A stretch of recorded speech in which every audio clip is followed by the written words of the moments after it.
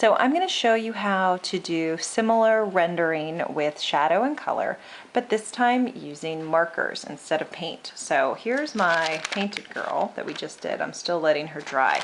And earlier I traced her onto tracing paper so that I can do a different example on the tracing paper. So let's get rid of her, let her dry. And I'm going to go ahead and color my new croquis and do rendering on her. And what's kind of nice by using the tracing paper is that the markers really soak into the paper quite a bit. So you'll lose a lot of marker and a lot of pigment just soaking into the paper. Whereas if you actually do your coloring on the tracing paper, or you can actually buy marker paper that's really similar to tracing paper, it doesn't take as much of the pigment. It's just a little bit easier. I don't know, something to try. So I've got a little scrap piece of paper from before over here that I can try some colors on, and then I can also do it right on the tracing paper. So I've drawn her out roughly. I just did a quick tracing. I took her pants off and I just left her bare legs out of, change it up. And I've got my supplies. So I've still got these same markers, these fine tip markers that we're going to use for details. Here's just two. I've even got like a Sharpie marker, which you can get with a really, fine tip. Or just one individual micron that you end up using. Here's a good example. Like there's some that are super fine tip, sort of a little bit bigger, sort of more like a brush, or just a nice fine tip, but what you might think of as a traditional marker. So I'm going to use Prismacolors, and these are the original Prismacolors that I used to ever even have in school. I never bought a set. I just bought them individually from the art store as I needed them. Weirdly, it looks like I have two blacks. I don't know why I have two blacks. Maybe they're slightly different. No, they're the exact same. So 1, 2, 3, 4, 5, 6, 7, 8, 9, 10. I've got 10 colors that I probably bought individually for assignments that I wanted these particular colors. And the really important ones that you end up using are a series of grays and a neutral for a flesh tone. And this is a brick beige. And so what's great about Prismacolors, it's got the one really fat side and the one fine side, but there we go. So that's a pretty good beigey flesh tone. And markers, just like paint, I can do a few layers of that and I can get it darker and darker just by building it up. See, one layer next to multiple layers, darker, darker, darker. So that's how I can add sort of more shadow. So whatever flesh tones that you want is a good idea. And then again, I've got a couple of grays, and the grays we're going to use to add shadow. So this cool gray, 10%, is like barely anything, right? I mean, it's the subtlest shadow, but imagine, on top of your flesh tone, that's actually going to work really well to just add a little bit of shadow. So that one, really subtle, cool gray. And cool grays, as opposed to warm grays, a cool gray is going to be like more blue, where check this out. This is a warm gray, a French gray, 70%. Ooh, it's almost brown. I mean, especially depending on your screen right now. I mean, it's like a brownie gray. It's a warmer gray. So that might come in handy if you're adding gray, to something that's already warm. And then this cool gray, 50%, is probably a big favorite. So again, it's a little bluer by comparison. It's cooler and definitely a lot darker than this one. Something in the middle might also be nice. I might have some others floating around. So this was what I got by with when I was in school. Like these 3 grays, a neutral, and 10 colors that included black. I've also got now a set of 24, so I've got lots of options, but it's whatever, you can kind of work with. Another good thing to have, I think, is a blender marker. So this is colorless, right? It's just clear. See, it goes on, it's clear. It kind of looks like gray, but as that dries, it'll go away. And what this is supposed to do is just add, it's almost like adding a little solvent. See how it just kind of smears it?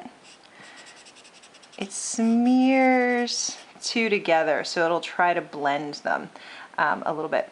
Super stinky. It literally is like adding paint thinner to your pigment to get a blend. So this could be really helpful, and this was a couple of dollars bought individually from the art supply store or online.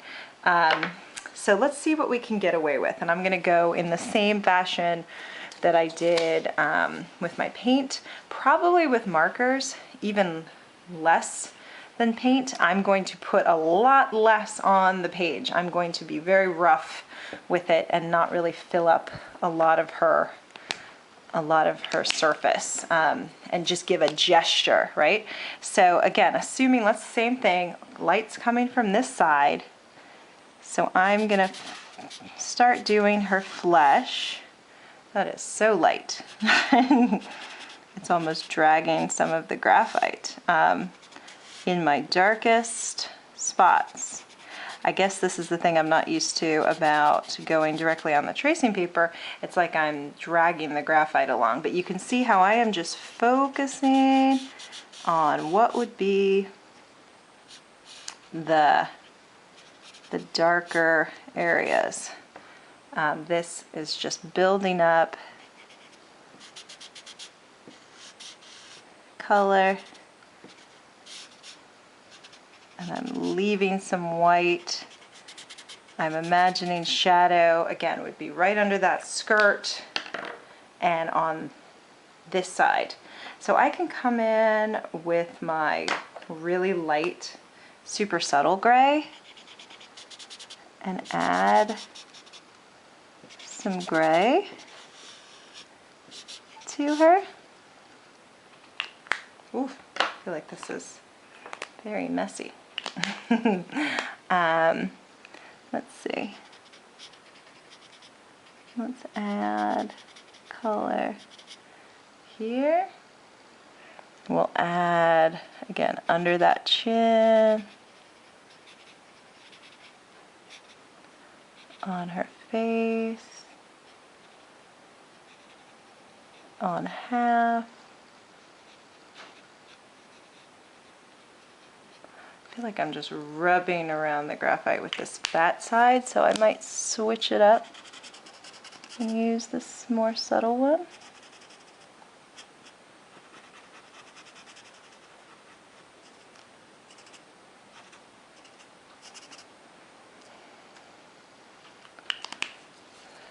But definitely it is about creating white space and shadow. And until this starts to really dry, you can sort of touch it and rub it around as well.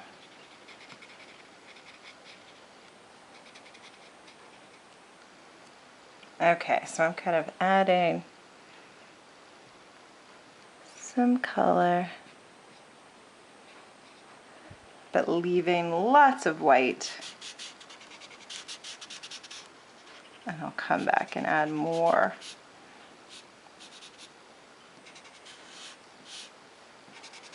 In the areas that I want to be darker. So she's got some flesh. It's choppy. Let's go ahead and give her some clothes. Let's see if I can do some really deep red right in this. So again, light's coming from this side. I'm going to start with my darker areas, and I'm going to go in the direction of the fabric. So I'm letting my marker flow that way. I can see this marker is kind of running out, and I'm focusing on the shadows first. So I'm almost like tracing what I've done. Okay, and I'm leaving still lots of white because I can't go backwards, and I'm really trying to make sure I've got shadows in the right places. So I'm really going to make sure this is dark here, where I've got this sitting on top of it. Ooh, definitely smudged that. I have to be careful there. I'm gonna make sure anything that's sitting behind a fold of fabric is dark.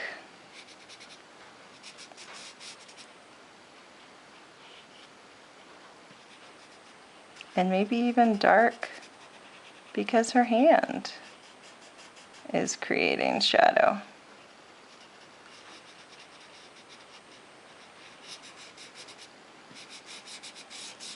And then the rest I can be looser with and lighter. So definitely up at the top, I can use this fine tip and try to do my details. Oh, looks like this marker is actually really running out. So I'm gonna see, I think I have another one. That was rouge, crimson red. There we go, I've got another one. Oh yeah, that's much better.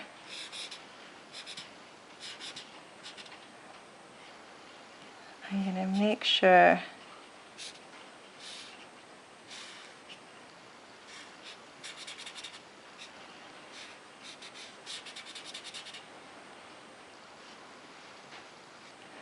and with marker I do have to be a little more precise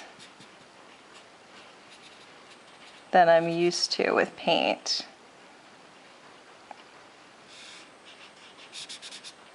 But I still treat it in this painterly way, where I'm very loose. And notice I'm not filling in the entire surface. I'm giving gesture.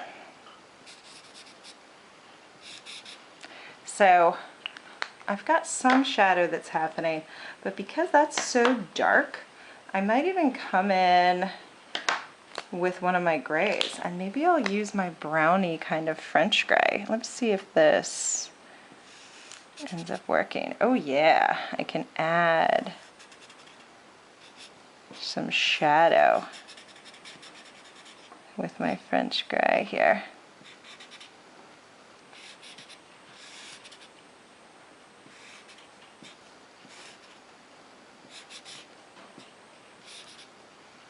There we go. So she's got a little bit of shadow that's happening around the folds of her fabric, and you can see like this seems like it's popped out because it has shadow kind of built around it. And then I'm letting some light shine across. And again, I can play with this and highlight details more as I add in my final marker later. Let's make her just a full red dress.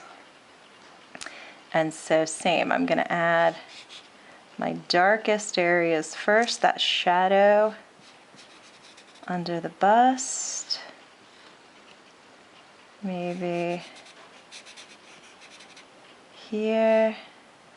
I'm almost sort of tracing out what I drew. And I'm not necessarily at this point focused so much on filling all of it in. I'm going to get the shadows down first. I want to try not to smudge. So I'm going to be really careful.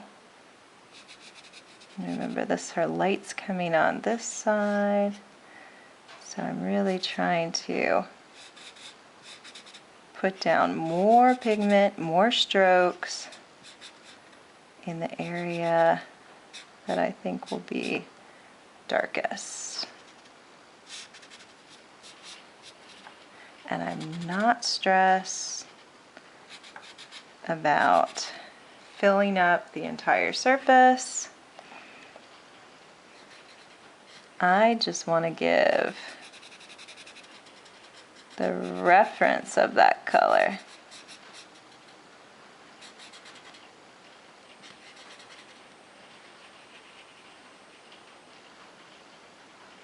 And what I can do is come back in with my French gray again.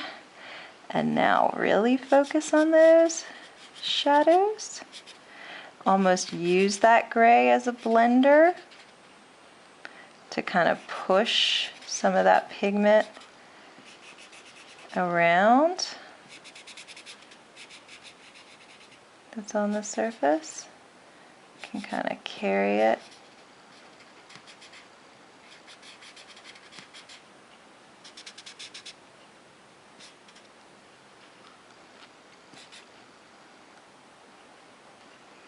But I still do need to add color.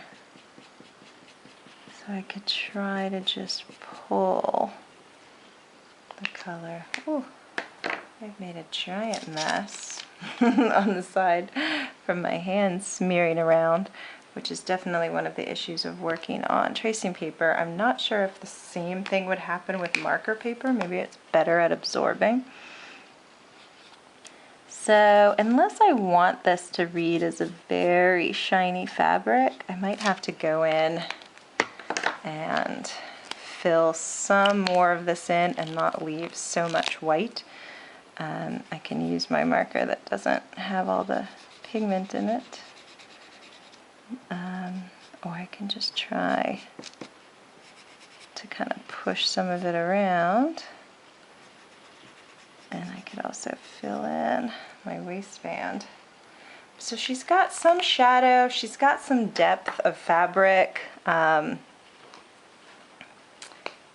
just sort of gesturing and continually going over what are the darker spots. But I don't typically use marker. I am a paint person, and I feel like I use marker the way that I paint. So I'm trying to like rub the two together. I give it a painterly feel. I'm just going back over all the shadowy areas now, adding more and more and more so that the light areas pop as light areas, so that it's really obvious. You could sort of kind of trace out your highlights, or you can wait and do that with marker, but sometimes it's nice to do it with the color.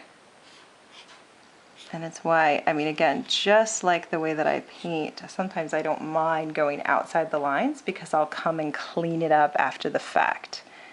I'll redraw my lines and it ends up getting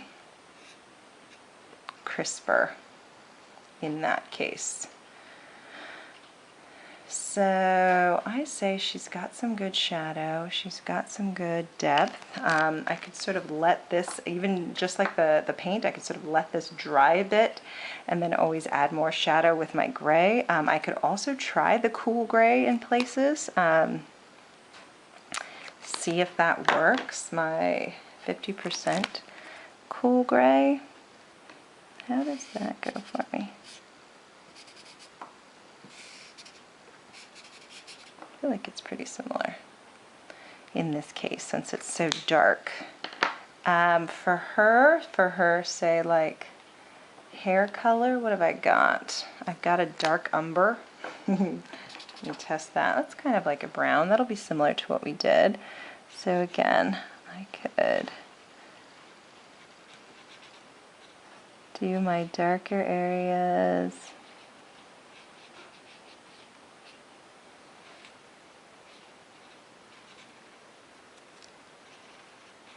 And just like anything else, I'm going to just put more down in the dark spots.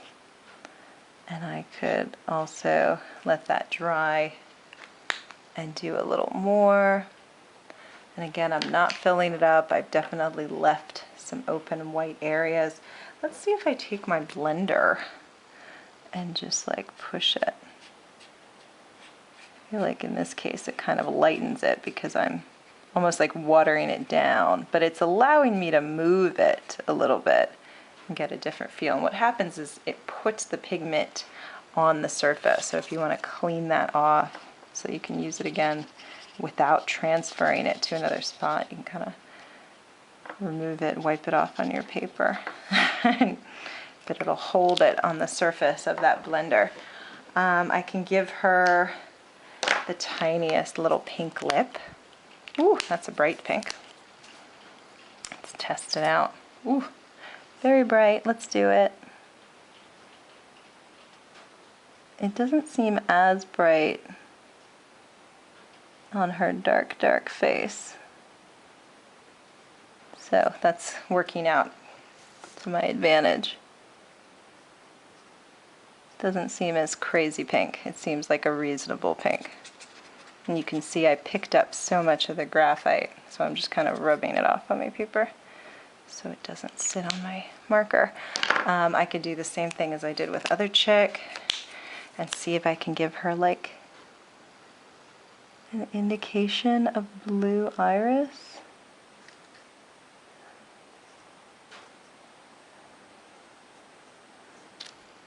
She's looking a little crazy. And then maybe if this dark umber is what I was using for her hair, I'll try to put some in where her eyebrows are. But I might need to sort of clean that up with a fine point marker. And now, because this is sort of dried a little, I'm coming back in and kind of almost drawing darker bits. Oh, I feel like her face got really wonky. She's definitely one that I'm going to have to tighten back up with marker as this fine tip marker, as the Prismacolors on her have just rubbed her graphite all around. I'm kind of trying to create some shadow with this fine tip here. Ooh. But I'm going really gray. So I'll just push that around in a place that I want. She's looking a little crazy. I'm going to add some more darkness to her hand. Somehow I feel like none of it has come across. And now I feel like her legs look so light. Not so bad, but I definitely got some red that came down here onto her leg. No big deal. I'm just going to pull it down and use it.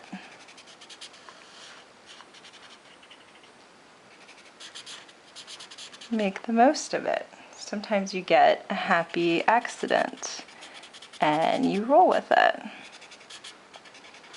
And again, I'm focusing on the shadow under the knee and the shadow under the dress and trying to leave some white where the light would be reflecting onto those shiny legs. And then let's give her some, we'll change it up. What do we got? We have some crazy green. Let's give her some crazy green. Shoes. She's got a Christmas dress on. And same, we can imagine these are a very shiny.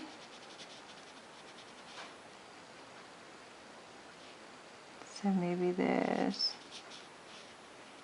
a white kind of sheen.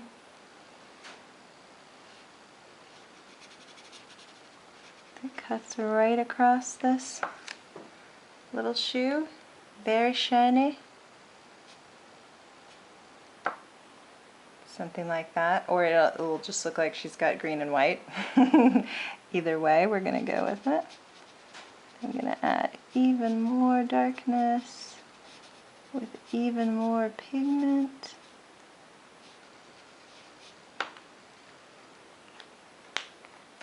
And I basically feel like she's done.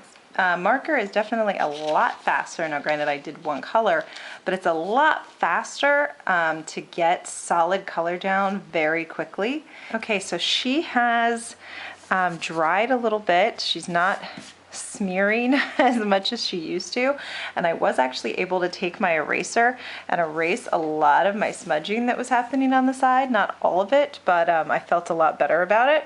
So now she's ready for me to come in with my micron markers, my fine tip markers, and outline the pieces of her that I want, especially since she has only been drawn in graphite. So I can just come right in and outline everything. And right now I'm using a pretty big tip. This is my 0.8. And notice how I'm trying to do these long strokes if I can. I definitely had a little error there where I didn't come down in my long stroke. She looks a little hairy. I don't like it. I could try to straighten it out, but basically now I've just made that really extra dark. I'll come in and do definitely any details that we're starting to lose, like that hand we were starting to lose. I feel like I'm going a little heavy with my 0.8. Maybe I'll do as 0.2 for my delicate details.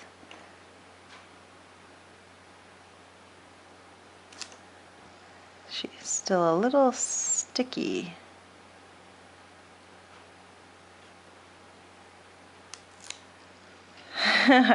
My hand is sticking to the paper. So I am just doing her face, just outlining the details. And let me go ahead and get a heavier. I'll go back to that, maybe 0.8. That was a good one. And do this dress.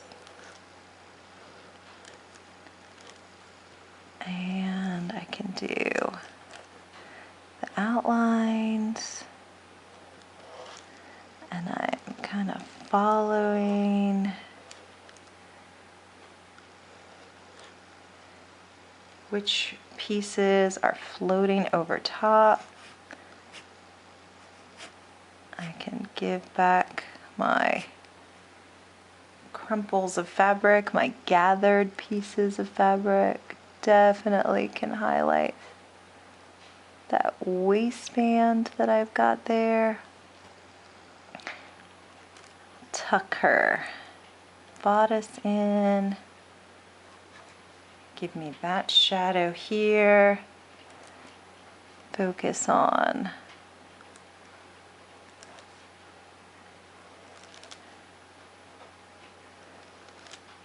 the shadows, the darkest places where the fabric is folding together.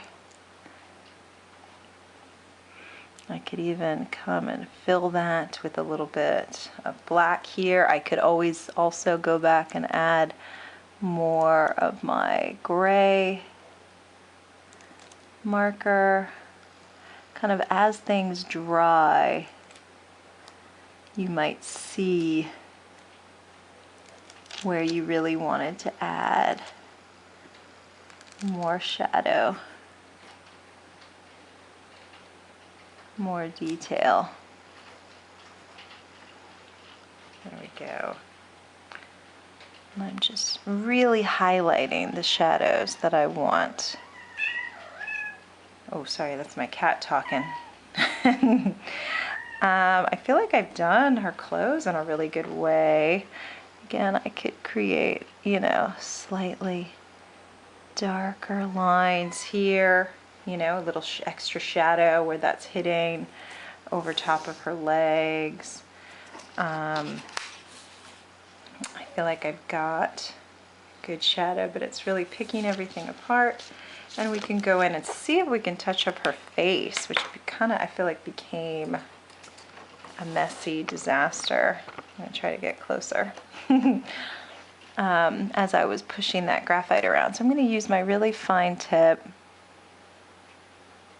and try to fix those eyes that got smudged. And again, I'm adding sort of the top of her eye with a darker line, kind of giving her a bit of mascara, if you think of it like that. I could highlight her eyebrow a little bit, it just makes her look more intense. Basically, the darker the lines you're gonna put in here, it's just gonna intensify her. Maybe I'll just come back with my pencil instead of marker in that spot, but I might use marker since I started, just to do her pupil to make it look as dark as the rest of her eye. And then I could delicately do some mouth. There we go. She's an intense lady, but it's okay.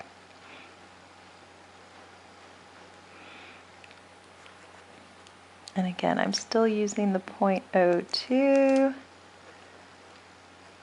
I'm kind of drawing in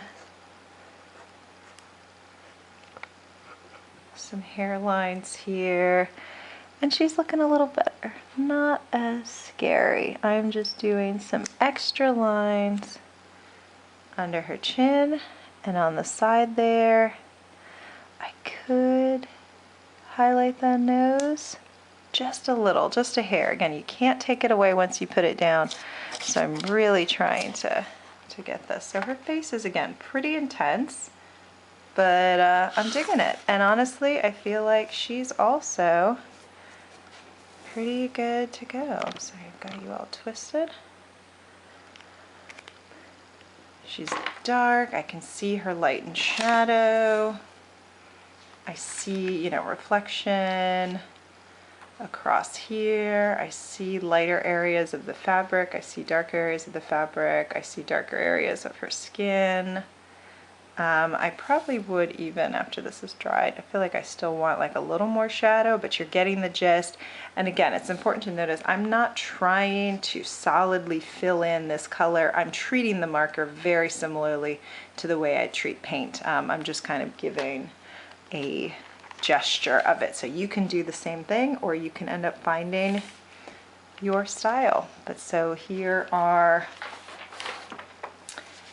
two rendered croquis in full color with light and shadow.